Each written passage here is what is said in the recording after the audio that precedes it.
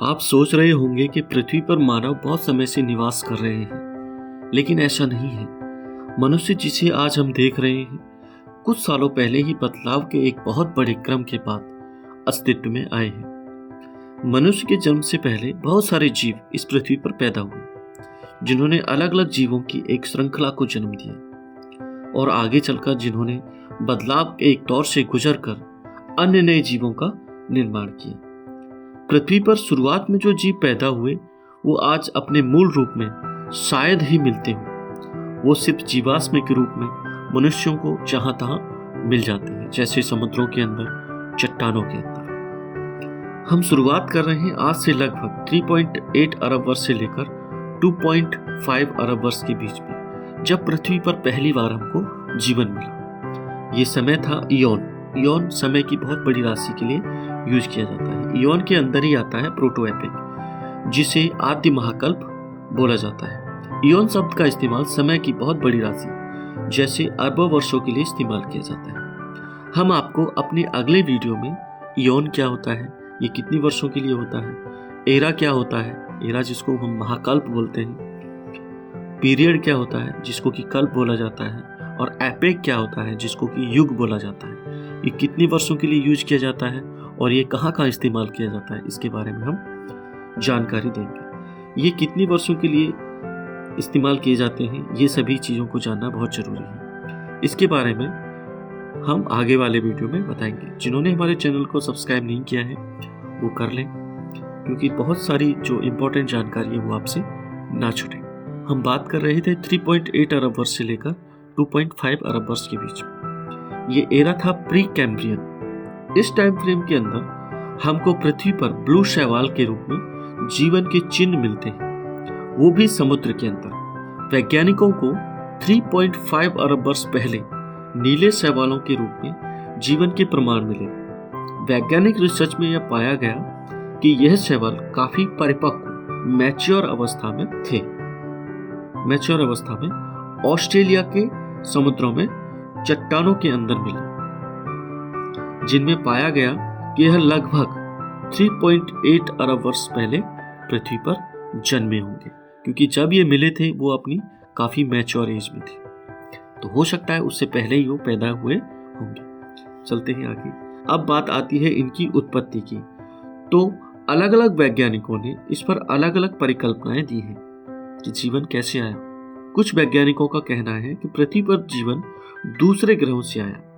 कुछ का कहना है कि पृथ्वी पर जटिल कार्बनिक अणुओं में बदलाव की एक लंबी प्रक्रिया के बाद अस्तित्व में आया, जो हर बार अपने आप को दोहराता था, मतलब अपने जैसे जीवों का निर्माण कर रहा था। जैसे हम कह सकते हैं कि इंसान इंसान को बना रहा है, और जैसे कि दूसरे जानवर अपने ही जैसे जानवरों को जन्म दे रहे हैं। इसी समय, जिस समय की हम बात कर रहे हैं प्री कैम्ब्रियन की, इसी समय एक कोशिकीय जीव का जन्म होता है। सिंगल सेल ऑर्गेनिज्म का जन्म होता है, सिंगल सेल बैक्टीरिया का जन्म होता है। अब हम चलते हैं आगे। ये इयोन था प्रोटेरोजोइक, जिसको प्रागजीवी कहा जाता है। ये समय था 2.5 अरब वर्ष से लेकर 57 करोड़ के बीच में। इस टाइम फ्रेम में मल्टी सेल्यूलर ऑर्गेनिज्म, कई जोड़ों वाले जीवों का जन्म हुआ।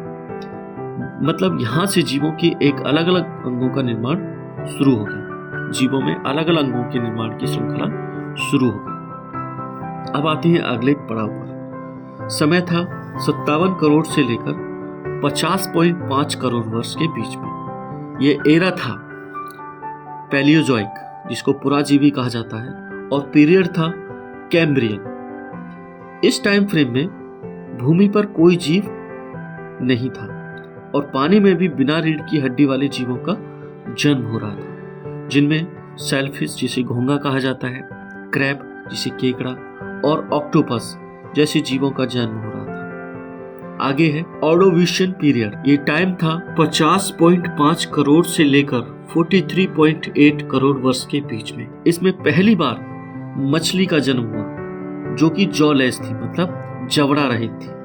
वैज्ञानिकों ने इसे अग्नाथन नाम दिया। अब यह विलुप्त हो चुकी है या अपना रूप बदल चुकी है, दूसरे जीवों का निर्माण कर चुकी है। अब देखते हैं सिल्रियन पीरियड। इसका टाइम था 43.8 करोड़ वर्ष से लेकर 40.8 करोड़ वर्ष के बीच में। इस टाइम अंतराल में स्थल पर जीवों के पहले चिन्ह पौधों के रूप में दिखाई देते हैं। मतलब इस टाइम में पृथ्वी के अंदर पहले जो जीवन था अब वो भूमि पर आ चुका था, वो भी पौधों के रूप में। वैज्ञानिकों का अनुमान है कि पहले थलीय पौधे लगभग 850 मिलियन वर्ष पहले पैदा हुए होंगे धरती पर सरफेस में। लेकिन अब तक का सबसे पुराना जो ज्ञात जीवाश्म है वो हमको 425 मिलियन वर्ष पुराना मिला है, जो एक संवहनी पौधा था जिसका नाम कुक्सोनिया था। ये कुछ सेंटीमीटर लंबा था, जिसकी जड़ें ज्यादा गहरी नहीं थी। अब आते हैं डेवोनियन पीरियड में। इसका टाइम था 40.8 करोड़ से लेकर 36 करोड़ वर्ष के बीच में। इसमें भूमि पर और जल में रहने वाले जीवों का जन्म हुआ। मतलब इस समय अंतराल में ऐसे जीवों का जन्म हुआ जो पानी और भूमि दोनों में रह सकते थे, जिन्हें हम उभयचर के नाम से जानते हैं।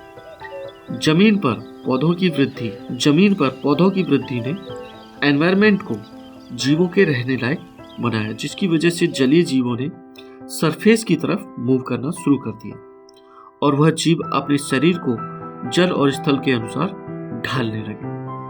अगला है कार्बोनिफेरस पीरियड। ये था 36 करोड़ से लेकर 28.6 करोड़ वर्ष के बीच में। रेंगने वाले जंतु और रीढ़ की हड्डी वाले पहले जीवों का जन्म इस पीरियड के अंदर होता है। सबसे पहले रेंगने वाले अतः जमीन पर चलने वाले ज्ञात सरीसृप छोटे छिपकली के आकार के जानवर थे, जो पूरी तरह से जंगली आवास में रहते थे। आगे चलकर पर्मियन पीरियड में रेंगने वाले जीवों की अधिकता हुई, मतलब काफी भरमार हो चुकी थी, और जल स्थलचर मतलब जो जल में भी रह सकते थे और स्थल पर भी रह सकते थे जीवों का तेजी से विकास शुरू हो गया।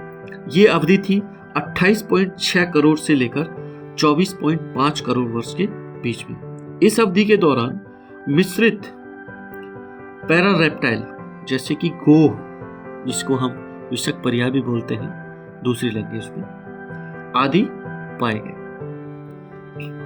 अब हम पहुंचे हैं मीसोजोइक एरा में।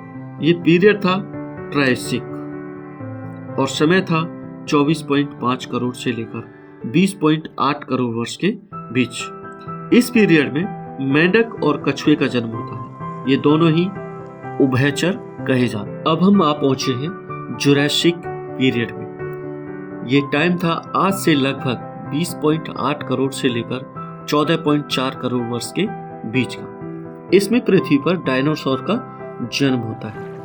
इस पीरियड को डायनासोर्स का युग कहा जाता है। इसमें डायनासोर्स बहुत अच्छी तरह से फले फूले थे। चलते हैं आगे क्रिटेशियस पीरियड में। क्रिटेशियस पीरियड का समय था 14.4 से लेकर 6.5 करोड़ वर्ष के बीच में।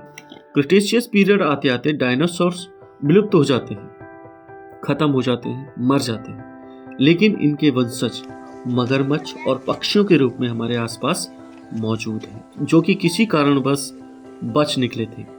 डायनासोर्स के पीरियड से पक्षियों का जन्म माना जाता है, क्योंकि उसी समय कुछ छोटे डायनासोर्स के पंख विकसित हुए और धीरे धीरे वो उड़ने में सक्षम हुए। वहां से जन्म हुआ पक्षियों का जन्म डायनासोर्स के जो विलुप्ति थी वहीं से माना जाता है। अब हम यहाँ से एक नए दौर का आरंभ करते हैं, जिसे युग एपिक के नाम से जाना जाता है। पहला था आर्कियक, जिसे पैलियोसीन युग कहा जाता है। इसका समय था 6.5 करोड़ से लेकर 5.7 करोड़ वर्ष के बीच में। इसमें छोटे स्तनपायी और चूहे का जन्म हुआ। इसमें दूध पिलाने वाले जानवर, छोटे जानवर जैसे कि गिलहरी आदि का जन्म हो जाता है। अगला है ईसोशीन। इसका टाइम था 5.7 करोड़ से लेकर 3.7 करोड़ वर्ष के बीच का। इसमें मुख्य रूप से खरगोश का जन्म होता है। और आगे चलकर ओलिगोशीन युग में मनुष्य से मिलता जुलता वन मानुष का अस्तित्व दिखाई देता है, जिसके बारे में मनुष्य के विकास क्रम की पूरी जानकारी अगले वीडियो में बताएंगे। आपको हमारा वीडियो कैसा लगा कमेंट में लिखकर जरूर बताएं। आपसे मुलाकात होगी अगले वीडियो।